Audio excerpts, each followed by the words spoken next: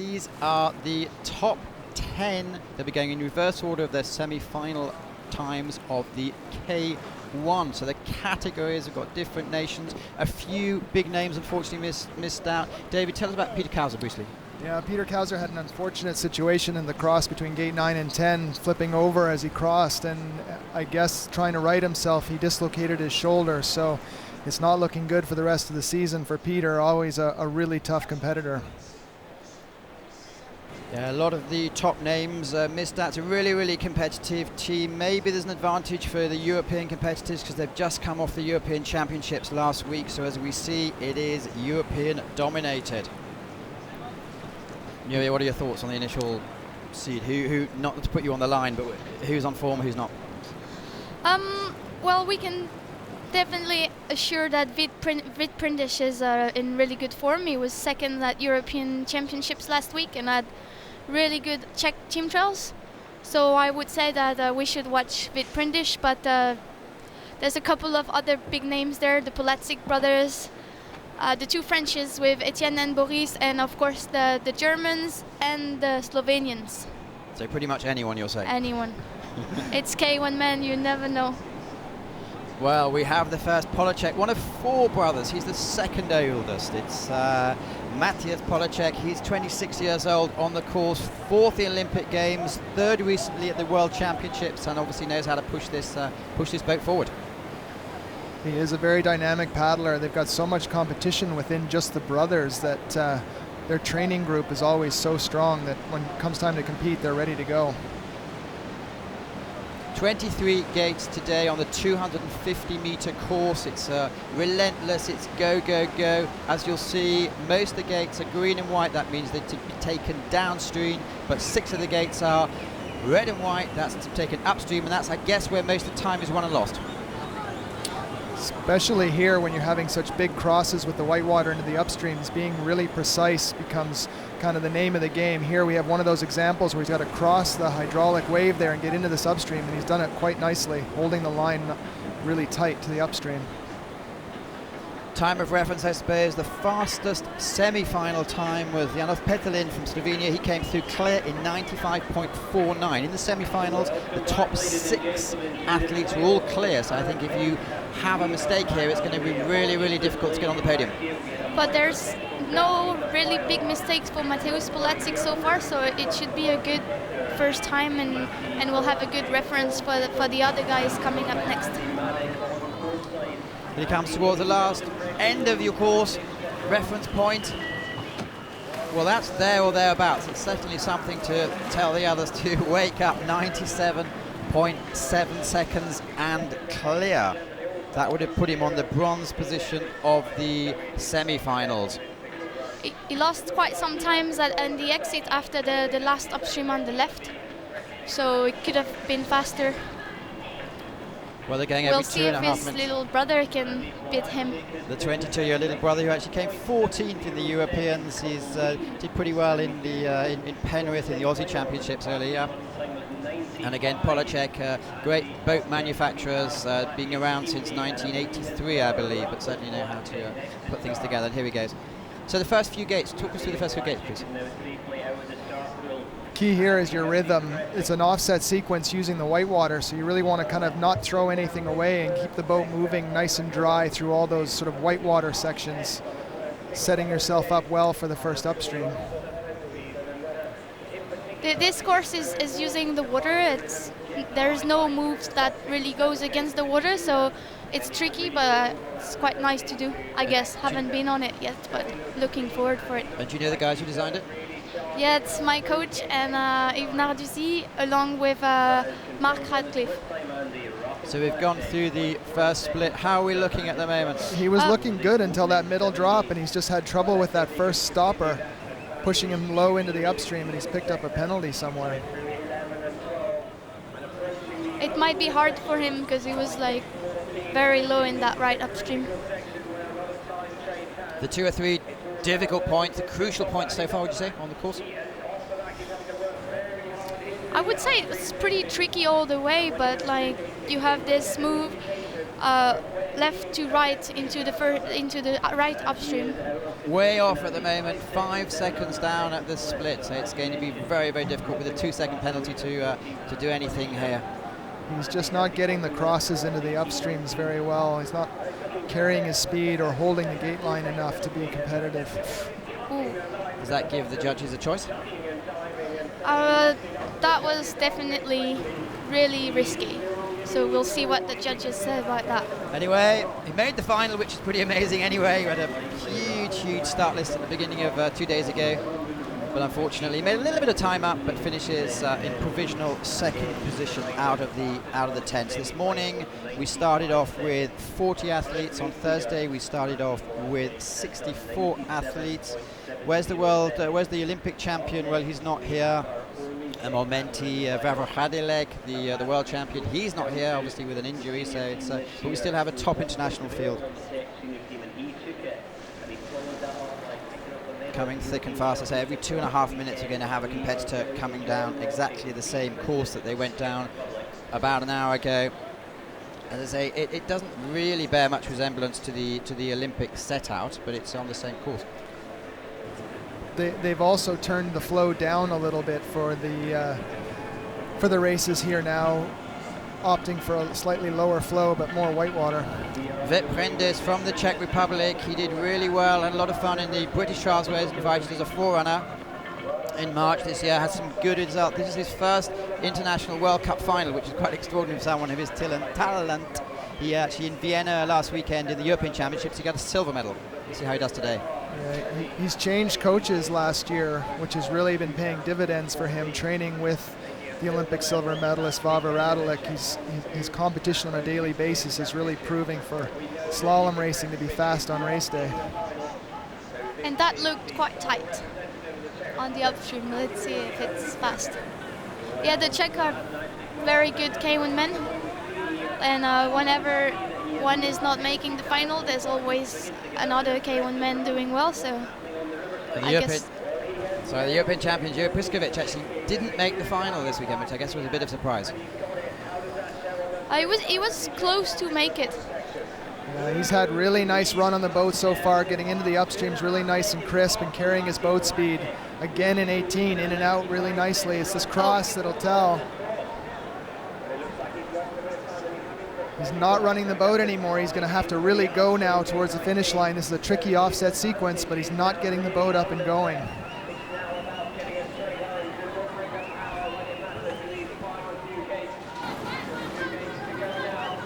Well, here he comes. He's really had a tough last few gates. Unfortunately, he actually takes the provisional top time, but will that be enough? Yeah, he had it was 2 seconds faster on the split, and he kind of lost it all on the bottom section. So I'm not sure if it will be good enough, because the other boys are gonna go fast. Yeah, he had a really nice run up until 18, and then the boat just stopped flowing for him. Real struggle to the finish line. Good crowd, well, amazing crowd in the fact that it was absolutely pouring down an hour and a half ago. This is really good Olympic legacy. It's a huge park. Let's break off Boris NEVEU. You might know him quite well, Nira. Yeah, he's probably the most solid Frenchie out there. He's always having good races, so hopefully he can manage to have a clean, fast run the way he does it, and I think he started it well. But it was the fastest pure time in the actual semi-finals, but he took a 2-second penalty, which pushed him down a little bit. He's one of the few K1 paddlers that actually has fins on the bottom of his boat, and it'll be interesting to see how that works for him on these whitewater crosses. They can either help track the boat or maybe push you out a little bit. Well, so far it's working well. It's 1.21 up on the split. Fourth athlete to go. So it's a long way, but it's looking good so far. That was nice, dry all the way across that wave.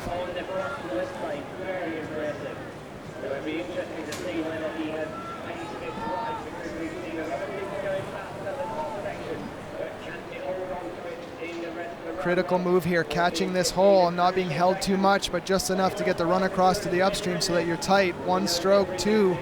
It's one of the best we've seen so far. Yeah, he's looking very good so far, really smooth.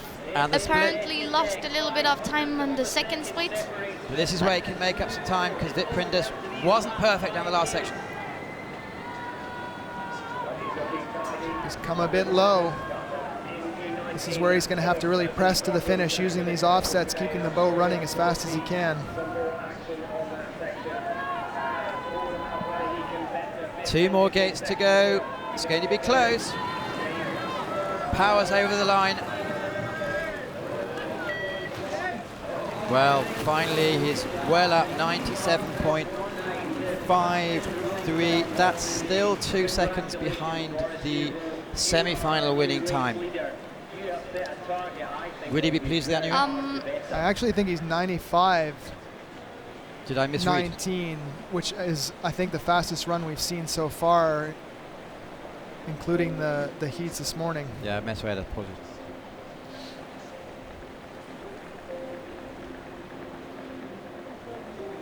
And the final is always a new game. Everyone's trying to go so fast, so you do like small mistakes, and it's usually really hard to go as fast as the semi-final. It's really common to have finals with slower times. Well, was this a surprise? Perhaps the least pedigree of the actual competitors. It's Martin Albrecht, 24 years old from Slovenia. In Prague in the World Championships came 23rd. His best result last year was in Bratislava in the World Cups, came 6th. How's he going to do? It's probably not the most experienced paddler, but he had a really good pedigree when he was junior and under 23, and I believe he could throw a really fast run. Slightly down, 1.14 seconds off the first split. Oh, and that's not going to help going that low into the upstream. You can see how many strokes he's having to take to get back up. Each one of those is half a second. Yeah, this part was one of the tricky part of the course. We saw that his boat went slightly underwater, and then he was no longer in control. It's going to be hard to make time up on the bottom part. Not as crisp there as we saw NEVEU ending up right between the poles as he came off the wave. There he was a couple strokes low again, more than 5 seconds back on Boris.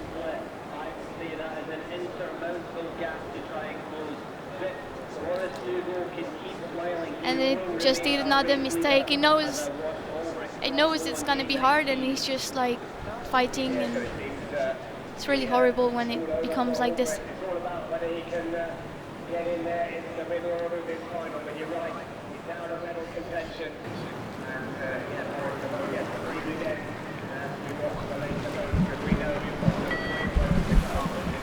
Mike Dawson, good morning. You were on the water an hour or so ago. What are the things to point out? Yeah, it's a pretty tough course today. Obviously, the London Olympic course definitely turns it on. The gate combinations that have been set by the guys, the coaches the other night, are very tricky. And as you can see, Boris NEVEU put down a really good run just by staying on line, staying around those poles, and not letting the run slip away. And you can watch the other boys come unstuck as the arms get tired at the bottom of the course. So very challenging and very exciting racing, as you can see going on out there. And for yourself personally, what are 2 or 3 parts that are real tricks or where you can make time up? Well, I think gate 9-10 is definitely one of the most fun parts of the course. It's just a wicked move, very easy to lose time. But actually, let's look at the top of the course here. You've got Giovanni from Italy getting through that 1-2-3 combination very smoothly, very fast, super talented paddler in the finals and Prague World Champs last year. So he knows what finals racing's all about. And obviously still only 21 years old. Yeah, he's a young fella and one to watch, I'm sure, in years to come, and comes from a very strong team in Italy. He's always competing with the likes of Daniel Momenti and the other Italian guys.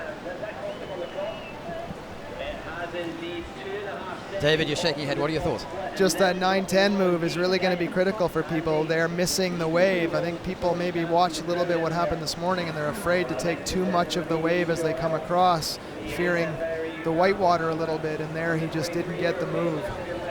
It's a deceptive move because you come in with a lot of speed and you've got to slow the boat down and try and pick up the big wave and get some speed across to gate 10, and it's a lot tighter than it looks on the TV and a lot harder, but and you can see some of these very experienced guys making mistakes there. Well, he's way down on the split.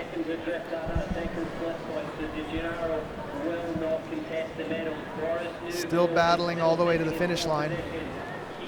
Having more trouble with the whitewater there, not making the move across the hull. Coming low into the upstream.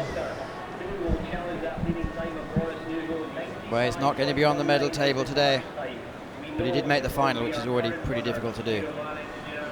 Yeah, he knows it is not pushing as hard as he usually does in the finish.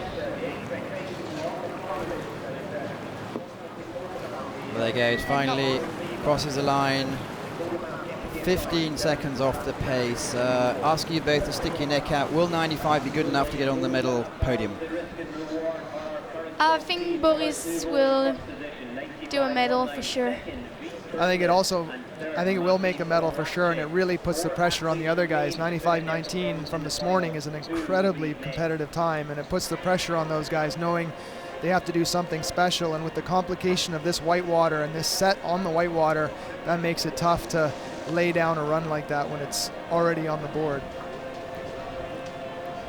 Next to go is going to be Frenchman born in Prague, Etienne Daille. I kept bumping into you this week. I said, how are you? He goes, what does that mean, Johan? Well, it's probably a good sign. Etienne is always a little bit moody, but he had a tough season last year and tough team trials this year, but the year before he was ranked #1 in the world and won several World Cups, got medals on every single World Cup, so I believe that he could go fast, and he's got a revenge here with London because he finished 7th at Olympics and was really disappointed well, so with far, his 7th down position. Sorry, I'm talking over you. Slightly down in the split. Can one of you talk us through his boat briefly? Because it's a bit different, isn't it? Yeah, it's a design that was taken actually from one of the C1 boats. It's very wide and flat, unlike a lot of the other kayaks, so it spins very well, but it's the tracking ability that it lacks, which I think we're seeing him pay for a little bit in this whitewater. He's just not quite got the run on some of these moves that some of the other boats have. Did a little mistakes here on the crossing, but I think he kind of saved the pieces. Lost quite lots of time, but yeah. Well, he's 5 seconds off at the moment. 5 seconds off. Yeah, he's just getting farther and farther adrift of that fast run now, coming low into gate 18.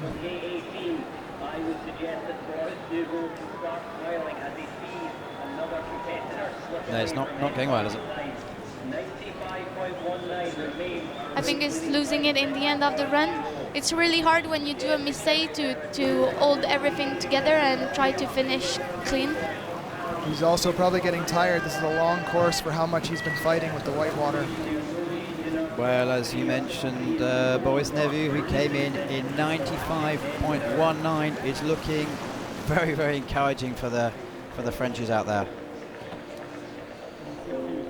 But there are like 2 German K1 men next, and we know they're very good.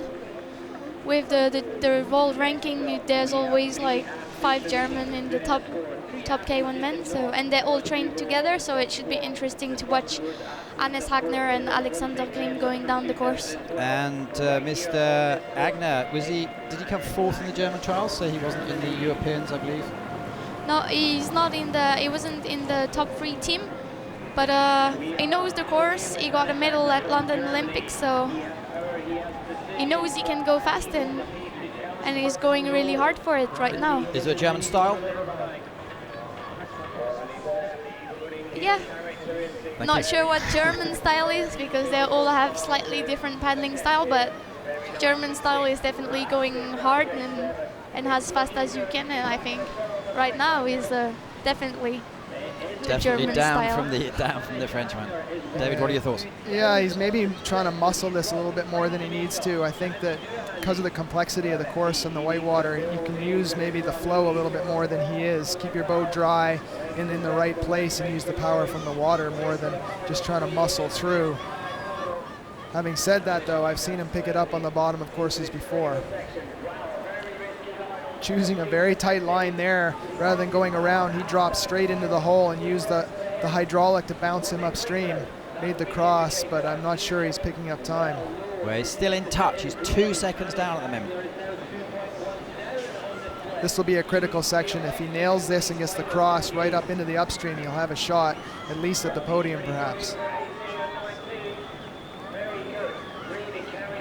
Fairly well done. It's the run now to the finish. We've seen people really struggle trying to get through these waves. I think it will be slower than Boris, but It's certainly beyond the not far from him. moment. Here he comes. 0.68 of a second in the wrong direction. So provisionally Hannes Aigner goes into second place. We now have 8 of the 10 competitors who've gone down the London Olympic venue, but not obviously the same set out. First provisionally is France's Boris NEVEU. Second for Germany, Hannes Aigner, and PRINDIS is holding on to the third place at the moment. Time of reference for him is 97.53.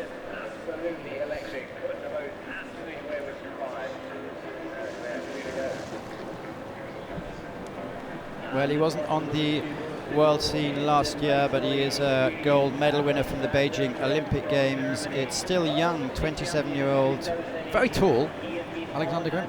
He's a big guy for a kayaker for sure. Kind of lumbers down the course, but he's got power to spare. And I suppose a reference of form is he came 6th last weekend in Vienna. I think he's picked up an early penalty he has on those offsets. It's going to put the pressure on him now. He's going to have to take some risks for the rest of the course, knowing that a 95 is what he has to beat to win. Very difficult with a touch to get on the podium.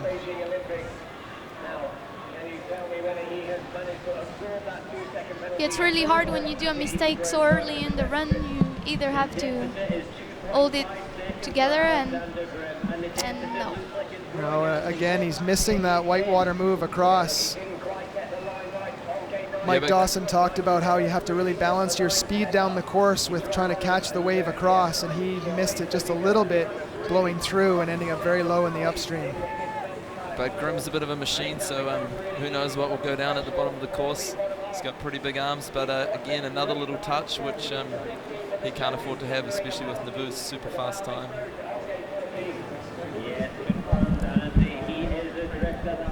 It's been a while since Grimm has been in this position, having missed the team for a few years now. You can see by his bib number 64, his world ranking has suffered a little bit.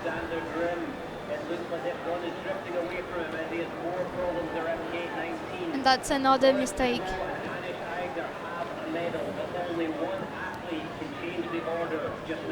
It's what you'll see sometimes when there's already a penalty on the board and a mistake. They athletes start taking more risks trying to find that magic. And in this time, it doesn't work. Well, once ago, we know that Boris NEVEU and Hannes Aigner have a medal. Just a case of what colours it's going to be.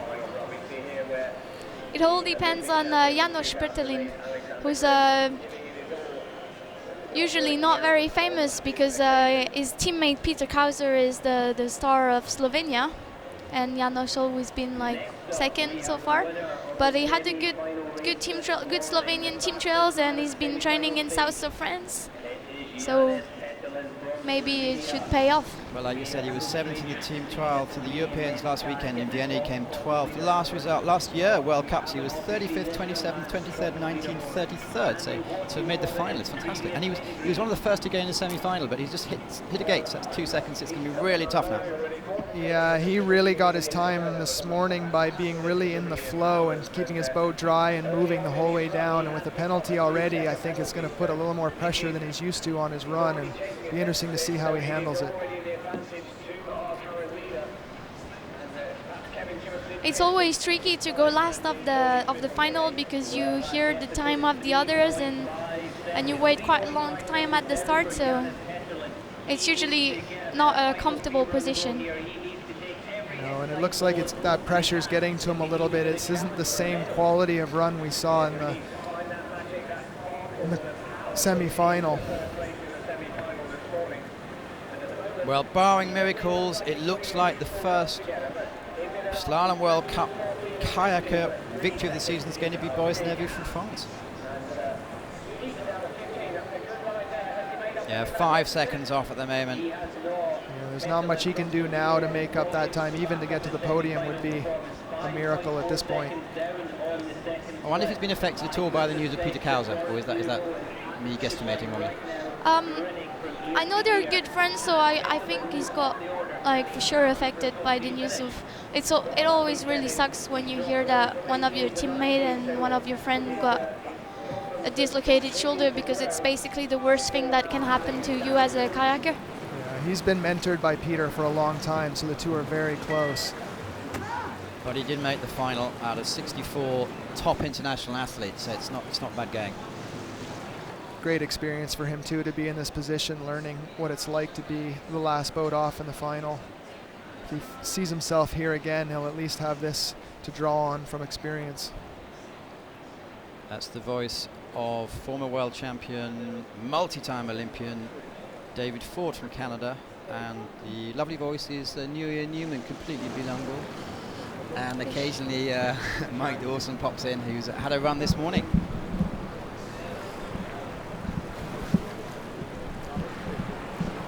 Well, that's the first event of 3, the first category of 3 that we're going to be looking at so far today. And confirmation of the results, well, confirmation as it is, that looks like there's an appeal, something going on the potential second place. We don't know if Hannes AIGNER, if there's some sort of appeal, so let's wait on at the moment. But initially, it looks, well, certainly Boris NEVEU has been given the gold medal. Just talk us through the appeal procedure.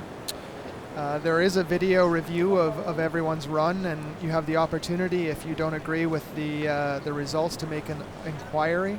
They'll go back and look at that video review, look at the judging sheets, and someone will make a decision as to whether or not the run was judged fairly. Can anyone attack anyone? You can. Anyone can go in and request to have a review of anyone's score.